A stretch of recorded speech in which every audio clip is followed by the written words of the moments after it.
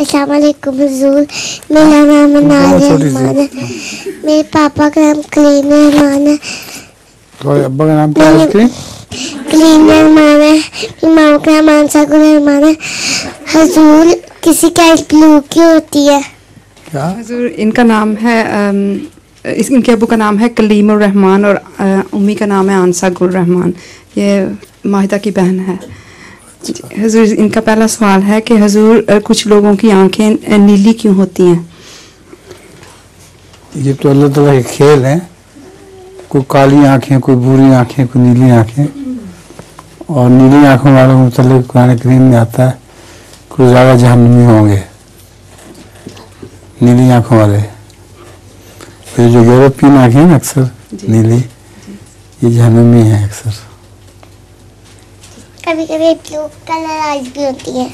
काली आंख, blue colour eyes वो लड़कियां लगा लेती हैं ना कई दफ़ा ब्लू। वो और बात खुद बनाती हैं।